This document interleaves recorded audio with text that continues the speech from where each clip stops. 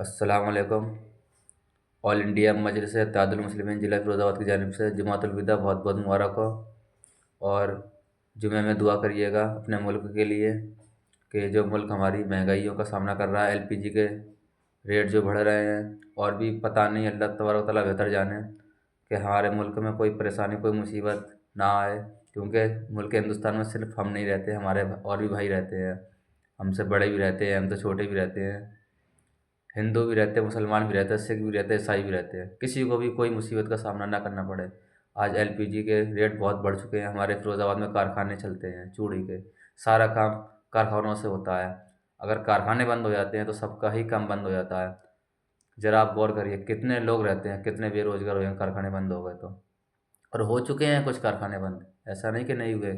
कल ही मुझे खबर मिली, ये बताया गया है कि 3 दिन से कारखाने बंद हैं, गैस नहीं है, गैस से चलते थे। बताओ कैसे चलेगा ऐसा मामला। अल्लाह से दुआ है, इस जुमे में आप लोग दुआ करिएगा कि अल्लाह तबारक व तआला इस जुमे के सदक़े तुफ़ैल हमारे कारोबार में कामयाबी और कामरानी अता फ़रमाए सबके। क्योंकि गरीबी एरिया है, बहुत लेबर जाती है कारखानों में, और किसी किसी के यहाँ तो रोज़ का खाना, रोज़ का कमाना है, वो कैसे काम चलाएंगे। त्यौहार भी बहुत करीब रह गया है, 7 से 8 दिन रह गए हैं त्यौहार के लिए भी।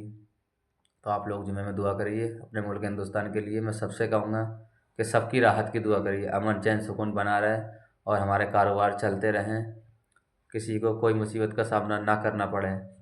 और अपनी राय कमेंट बॉक्स में ज़रूर रखिए। मैं कभी नहीं कहता कि अपनी राय रखो कमेंट में, या लाइक करो या शेयर करो या फॉलो करो। आज तक मैंने आपसे नहीं कहा और ना ही मैं कहने वाला, क्योंकि मुझे फेमस नहीं होना। फेमस होना होता जिन्हें कब का हो गया होता। आप लोगों की मोहब्बतों का शुक्रिया है कि ज़मीनी तौर पर लोग मुझे जानते हैं, सोशल मीडिया पर नहीं जानते तो क्या हुआ। ज़मीनी तौर पर लोग मुझे फ़िरोज़ाबाद में जानते हैं और ख़ूब अच्छे से जानते हैं। मैं कभी दिखावा नहीं करता किसी भी चीज़ को लेकर, ना मैं दिखावा करना चाहता, क्योंकि मोहब्बत और इबादत जो दिखावे की नहीं होती। मैं आप लोगों से मोहब्बत करता हूँ तो इसलिए दिखावा नहीं है, आप लोग मुझसे मोहब्बत करते हैं इसलिए दिखावा नहीं है। मैं अल्लाह की इबादत करता हूँ, उसमें दिखावा नहीं होना चाहिए। एक कमरे में बंद होकर आप रो रो कर अल्लाह से दुआ करिए अपने मुल्क हिंदुस्तान के लिए कि अल्लाह हमारे मुल्क में अमन और सुकून बना रहा है, हमारे मुल्क में कोई परेशानी ना आए। आज विदेशों में लड़ाई चल रही है, अदर्स कंट्री में लड़ाई चल रही है, इज़राइल, फ़िलिस्तीन और गाज़ा में। हमने देखा था पार्सल इन्हीं दिनों में जंग जारी थी, और फिर रमज़ान है। अब ईरान से कहते नहीं शेर को सवा शेर मिलता है, अब ईरान से चल रही है उनकी लड़ाई। लेकिन उस ईरान की लड़ाई में हमारा बहुत बड़ा नुकसान हुआ है और हो रहा है। लेकिन अल्लाह से दुआ करें कि ईरान से हमारे ताल्लुकात अच्छे बने रहें, क्योंकि ईरान से हमारा तेल आता है, वो आता रहे बराबर। हम तो एक बहुत मोहब्बत भरा मुल्क है हमारा। इस मुल्क के मुकाबले कोई मुल्क ही नहीं है पूरी दुनिया में।